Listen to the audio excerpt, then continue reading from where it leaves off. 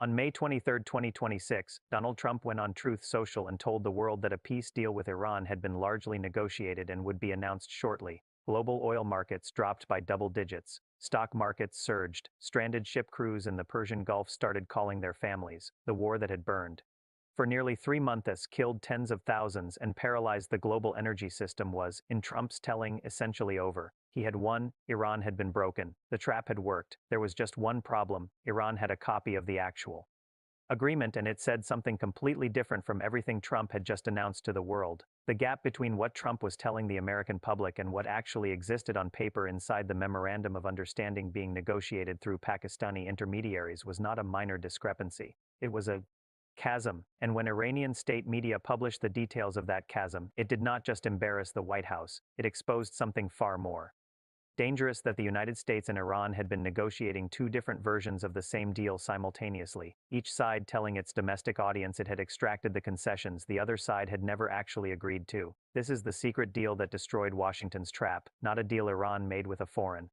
power. A deal that Iran simply read out loud because the text said things that Trump's own Truth Social posts had never mentioned and explicitly contradicted things that Trump had loudly insisted were already settled.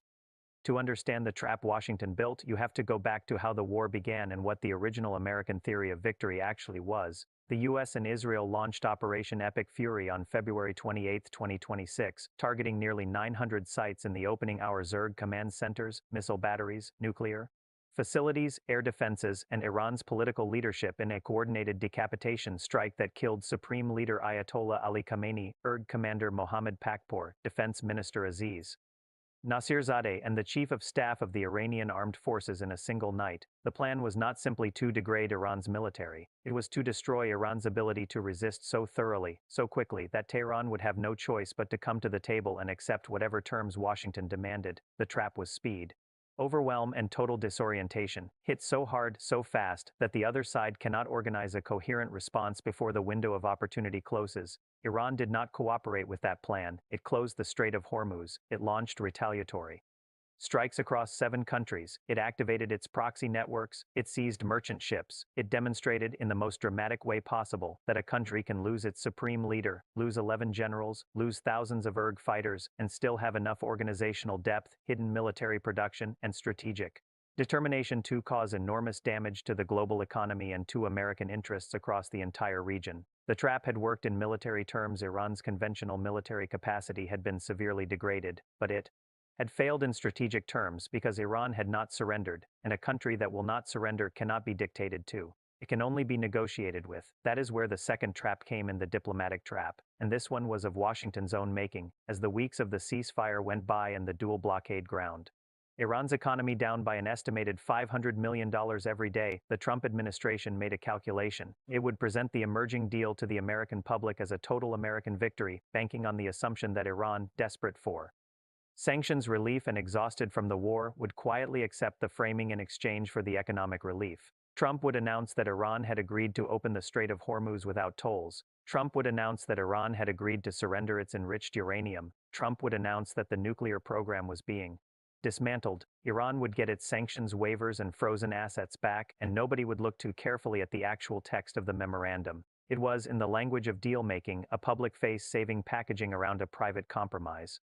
And it might have worked if Iran had stayed quiet. Iran did not stay quiet. On May 29, 2026, just hours after Trump's Truth Social post announcing the deal was largely negotiated and declaring that the Strait of Hormuz must be immediately open with no tolls for unrestricted shipping traffic in both directions, Iranian state news agency Fars published a detailed rebuttal that read like a legal brief from an opposing counsel. It was blunt, methodical, and devastating. On Trump's assertion that the strait would be toll-free, Fars stated directly there is no such clause in the text of the agreement. On Trump's claim that Iran had agreed to a joint American-Iranian operation to dig up and destroy its highly enriched uranium buried under the bombed nuclear facilities, Fars said well-informed sources have emphasized that not only does this not appear in the Memorandum of Understanding, but that this claim is fundamentally baseless. On Trump's statement that no money would be exchanged until further notice, Fars pointed out that the actual draft agreement included the U.S. accepting the immediate release of $12 billion in frozen Iranian assets, a concession Trump had not mentioned in his post at all, in a single telegram dispatch amplified through every Iranian state media channel simultaneously. Tehran had just told the entire world, journalists, oil market analysts, allied governments, intelligence services, and the American public, that the President of the United States was publicly misrepresenting the terms of a deal that had not yet been signed. The Times of Israel reported the same day that, contrary to Trump's claims, the deal did not obligate Iran to open the Hormuz, destroy its uranium, or accept toll-free shipping. CBS News confirmed that Trump had recently made personal edits to the agreement text, a detail that suggested the gap between what was on paper and what Trump was announcing publicly was in part a product of the president's own last-minute revisions to a document that the other side had not agreed to rewrite. CNN reported that Trump's Situation Room meeting on the evening of May 29 ended without a final determination. The president had entered the room declaring the war nearly over and left it without a deal. The consequences of this disclosure cascaded through the diplomatic environment in ways that are still unfolding as of early June 2026. Iran's suspension of message exchange through Pakistani intermediaries on June 1, accompanied by a threat to fully close the Strait of Hormuz again, was not just a reaction to ceasefire violations on the ground. It was a response to the public humiliation of watching the American president announce terms of a deal that Iran's own sources said did not exist in the text.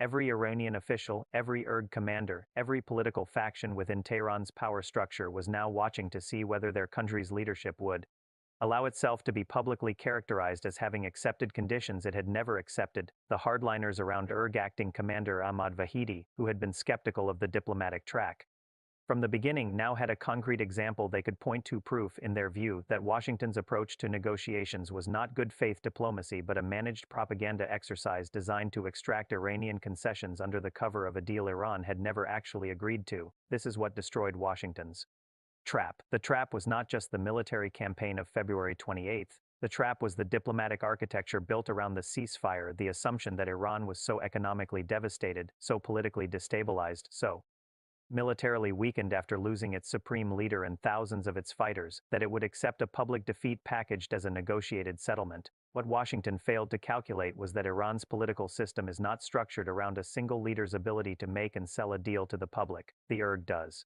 not need to be satisfied by the text. The Iranian Revolutionary Guard's hardliners need to be satisfied. The new supreme leader, Mojtaba Khamenei, who inherited his father's position under the most difficult imaginable circumstances, cannot afford to be seen as the man who gave America everything it wanted and called it peace. His political survival depends on the IRG seeing him as a legitimate heir to the revolutionary tradition, and that tradition does not include accepting deals that the other side then publicly announces as unconditional. Iranian surrender. The nuclear dimension of this breakdown deserves particularly close analysis. Trump's announcement that Iran had agreed to a joint operation to excavate and destroy its buried enriched uranium was not just diplomatically false according to Iranian sources, it was strategically incoherent. Iran's approximately 900 pounds of highly enriched uranium, buried deep under collapsed mountains of rock following the American B-2 bomber strikes of June 2025, represents the single most important physical asset Iran possesses in any future nuclear negotiation. It is the leverage that determines whether Iran can ever reconstitute a nuclear weapons option. Surrendering it, not just the current stockpile but the right to ever enrich uranium again, is the kind of concession that would require an entirely different kind of agreement with an entirely different level of security guarantees than anything currently being discussed in the MOU framework. When Iran's sources said Trump's uranium announcement was fundamentally baseless, they were not just disputing a factual claim, they were drawing a red line in public on the one issue that the IRG hardliners consider non-negotiable regardless of what the foreign ministry negotiators agree to in back channels, the Axios reporting. On the actual contents of the MOU, which US officials did confirm, described something far more modest than Trump was announcing. The 60-day memorandum would cover three main elements. Shipping through the Strait of Hormuz would be unrestricted, with Iran clearing its mines within 30 days. The U.S. would lift its naval blockade of Iranian ports in proportion to the restoration of commercial shipping. And some American sanctions waivers would be issued allowing Iran to sell oil freely. The MOU would include an Iranian commitment not to pursue nuclear weapons, but the fate of the existing enriched uranium stockpile would remain under negotiation. During the 60-day period, this is a very different document from what Trump described. It is a ceasefire extension with economic relief attached, not a victory, not a dismantlement, not a permanent resolution of the nuclear question. The Washington Post's opinion section described the entire situation bluntly as a trap. Trump had built himself, launched without preparation, impossible to exit cleanly, producing a ceasefire in which the fire had not ceased and a peace deal that lacked both peace and a deal. What the episode revealed about the internal dysfunction of the Trump administration's approach to the Iran negotiations is significant. Trump had told reporters on May 31st that his strikes had actually left the Iranian military alone, a statement completely at odds with weeks of his own rhetoric claiming Iran's military had been destroyed. He was being criticized from both sides, Democrats accusing him of mismanaging the war, and the isolationist wing of his own party questioning why American forces were engaged in an open-ended Middle East conflict with no clear end state. The MSNBC reporting described the situation as a ceasefire in which the fire had not ceased and a burgeoning peace deal that lacked both peace and a deal. The president was simultaneously claiming victory, misrepresenting the terms of the emerging agreement, and presiding over ongoing military strikes described as self-defense operations that were further straining the ceasefire Iran was already threatening to abandon.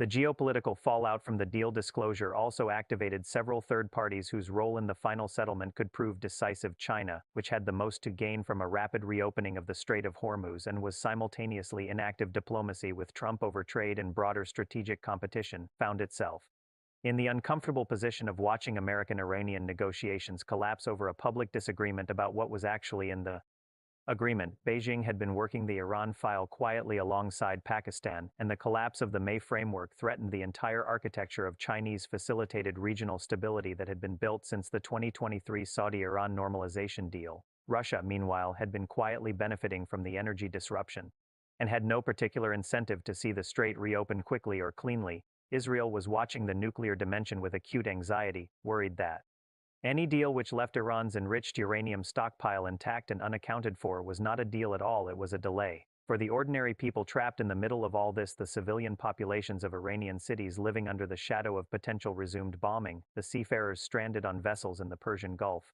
the energy consumers in Asia and Europe absorbing fuel prices that had been elevated for months, the Lebanese families living along a ceasefire line where Israel and Hezbollah were still trading fire. The collapse of the May 23 announcement was not an abstract diplomacy failure. It was another extension of a crisis that had already cost more lives, more economic damage, and more regional destruction than any event since the 2003 Iraq War. Every day the deal was not signed was another day the dual blockade was extracting its cost from Iran's population. Another day global supply chains remained disrupted. Another day the Strait of Hormuz sat as the world's most dangerous 21 miles of water. What happens next is genuinely uncertain in a way that no amount of expert analysis can fully resolve. The MOU framework is not dead. American and Iranian officials have both indicated that negotiations continue, but the public contradiction between Trump's announced terms and Iran's version of the agreement text has introduced a level of mutual distrust that makes signing any document significantly harder. Iran cannot agree to a deal that the American president will then publicly describe in terms Iran never accepted. Trump cannot sign a deal that Iran's state media will immediately characterize as a U.S. concession to the Islamic Republic. Both sides need to claim victory, and the chasm between those two claims of victory is precisely the space that the secret deal exposed, the space where Washington's trap was supposed to close, and where Iran, by simply reading the actual text out loud, forced it back open.